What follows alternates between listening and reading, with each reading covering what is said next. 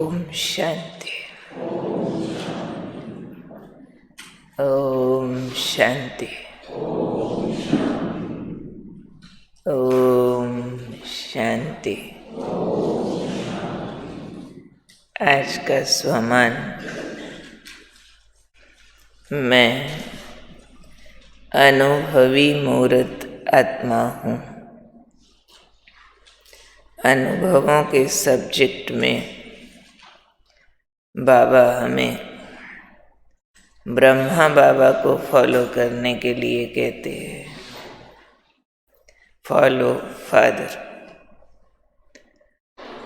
और ब्रह्मा सबके बाबा बन गए अपने अनुभवों के आधार पर और अपनी भावना कामना के आधार पर। तो जैसी भावना और कामना बाबा ने रखी वैसी हमको सबके लिए रखनी है। बाबा की भावना और कामना क्या थी?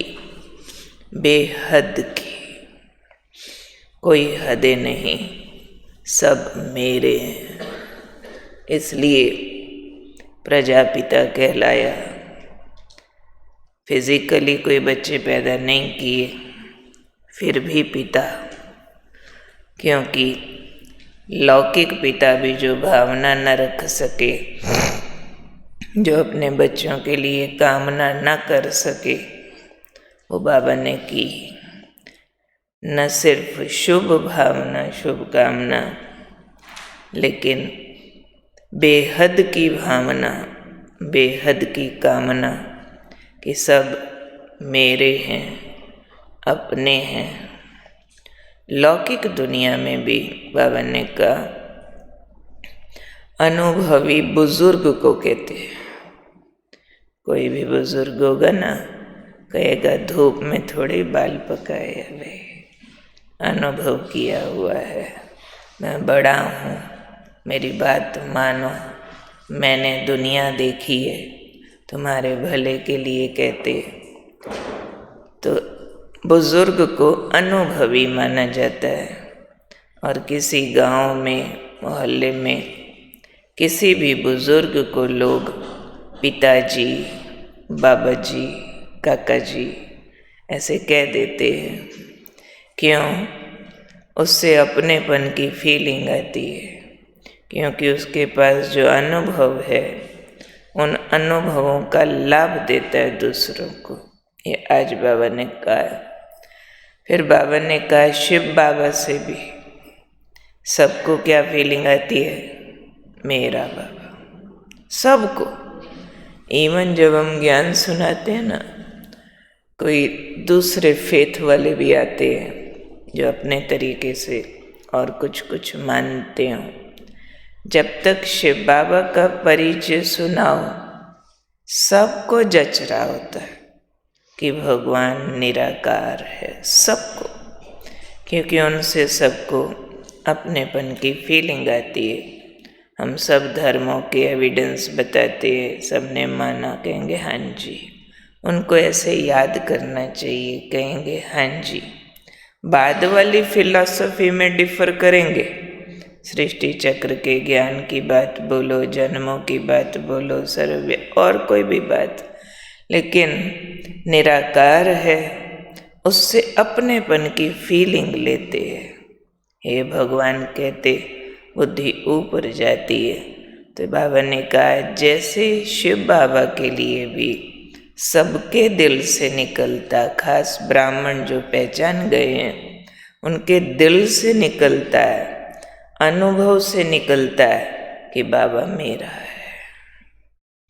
एक मुरली में बाबा ने कहा था कोई नहीं कहता तेरा बाबा, सारे कहते हैं मेरा बाबा। बाकी रिश्तेदारों में कहेंगे तेरे चाचा जी को बुला दे, है ना, तेरा फलाना, तेरा पिताजी, तेरा चाचा जी, तेरा फलाना।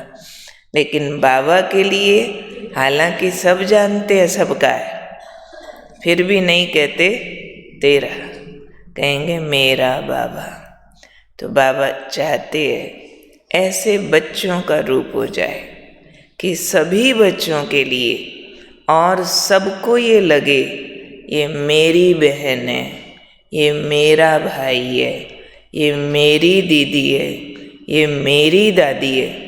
चाहे एक स्थान पर रहते हुए भी ऐसे बेहद की फीलिंग में रहो जो सबको आपसे मेरेपन की फीलिंग आए और आपके अंदर भी सबके लिए अपनेपन की फीलिंग हो। फिर सबके माना सबके, चाहे ब्राह्मण परिवार का व्यक्ति हो, चाहे आपके संपर्क वाले लोग हों, पड़ोसी हों, मित्र संबंधी हों, सिर्फ खून के रिश्तेदार नहीं, लेकिन अड़ोसी पड़ोसी भी, आपके काम करने वाले भी, दूसरे धर्म वाले भी, चाहे सामने कोई विदेश का खड़ा हो, क्रिश्चियन हो, मुस्लिम हो, बौद्धि हो, पारसी हो, कोई हो, मुझे लगना चाहिए मेरा भाई है। अगर मुझे लगेगा ये मेरा है तो उनको भी लगेगा ये मेरा। हैदराबाद सिंध के कितने ज़बरदस्त अनुभव दादियों के, ऐसा आत्मा भाई भाई का पाठ पढ़ाया बाबा ने, और उन्होंने सबके लिए इतना ऐसा पाठ पक्का किया। निर्मल शांता दादी गए कोर्ट में गवाही देने के लिए, अब मुकदमा हुआ था और वो सवाल पूछ रहा अपने ढंग के, और उसको दादी जवाब देती है कि मेरे इतने सारे भाई। कहते इतने भाई तेरे कहाँ से आ गए? दादा के इतने बच्चे कहाँ से आ गए? कहते एक तो तू ही मेरा भाई है। जब उसको भाई बोला, कहते वो तो वायरा हो गया। दादी की भाषा, दादी का अनुभव हमने सुना कि ये तो मेरे को भाई बना दिया जज को, और अब मैं बहन के साथ कैसा व्यवहार करूं? तो ऐसा अच्छा व्यवहार किया उसने, जो बात मत पूछ। कोई शायद केस था जब बस का एक्सीडेंट हुआ था। तो कहने का मतलब क्या है, हमारे अपनेपन की भावनाएं पहुंचती है। पार्टीशन टाइम कितनी मार काट हुई, कोई भी नॉन मुस्लिम वहाँ रहने नहीं दिया गया।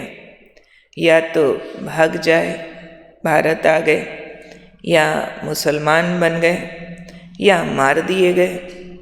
और ये 400 भाई बहने ना भागे, ना मारे गए, ना मुसलमान बने, मारने वाले भी आए और भाई बन के चले गए।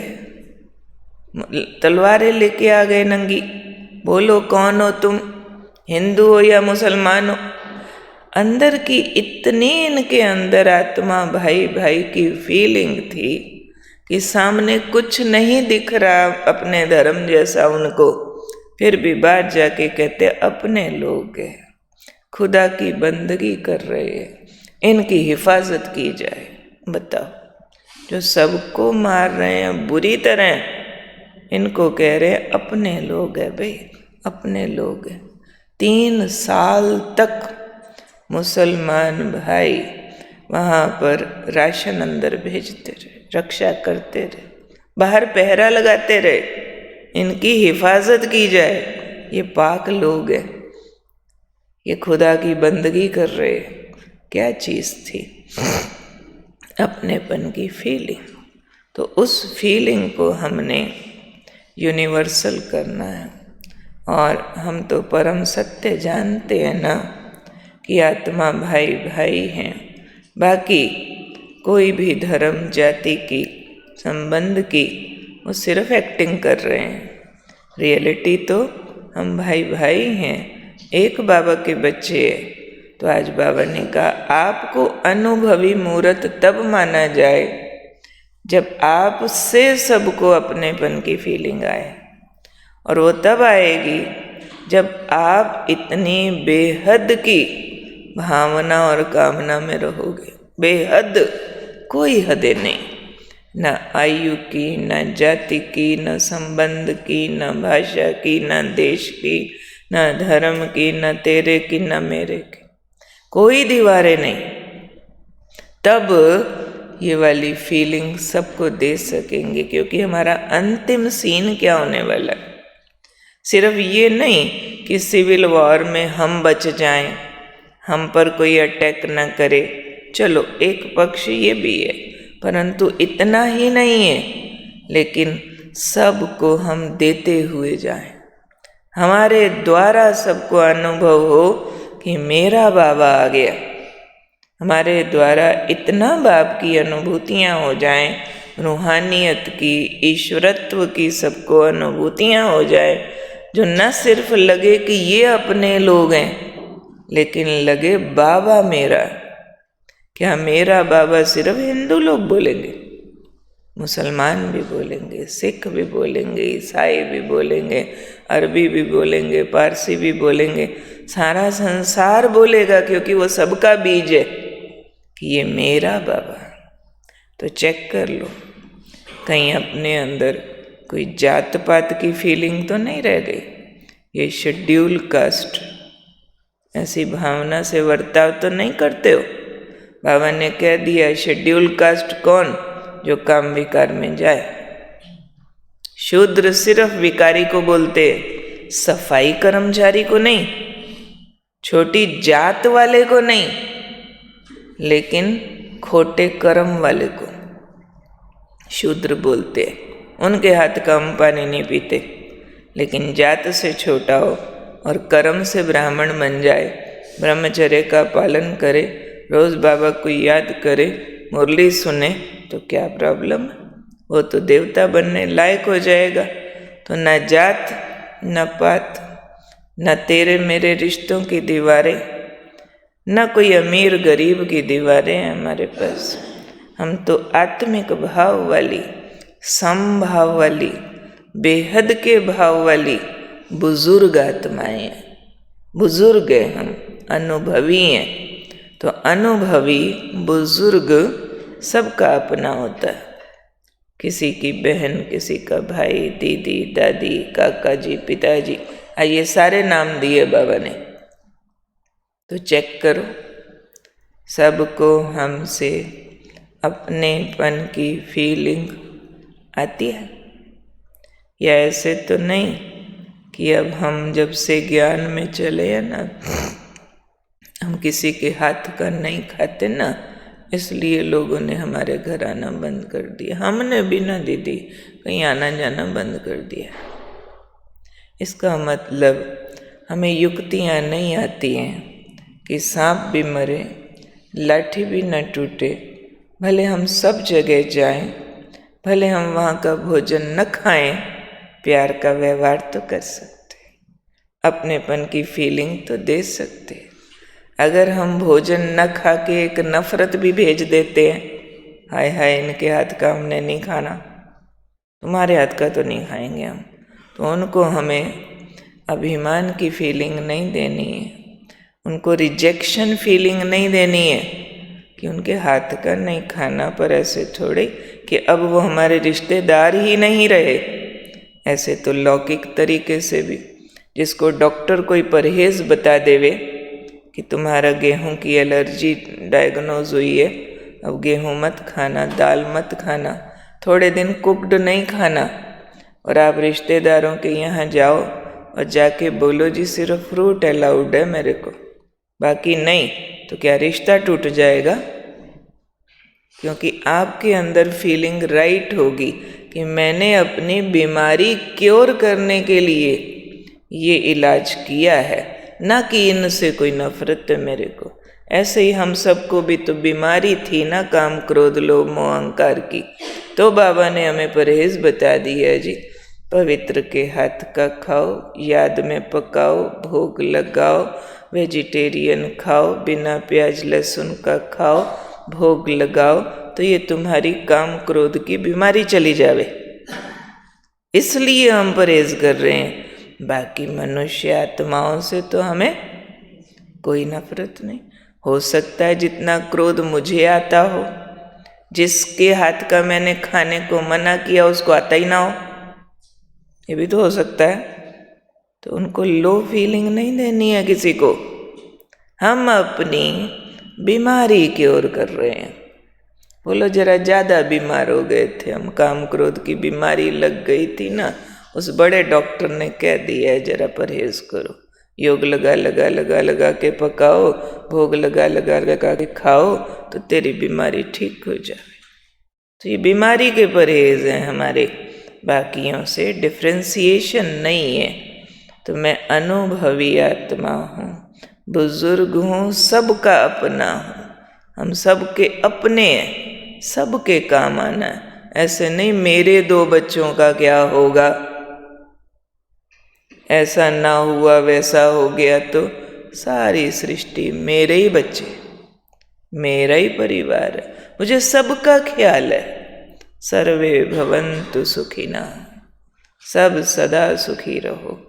तो ये वाली फीलिंग लेकर के मुझे अनुभवी मूर्त अपनेपन की फीलिंग वाला होकर के रहना है। देखो बाबा हमें कहाँ पहुँचाना चाहता है, कितनी ऊंची नज़रों से बाबा हमें देखता है और हर बात में अपनी सीट देता है कि बच्चे मेरे बच्चे हो ना, मेरे जैसे बनो, सुना? ठीक है।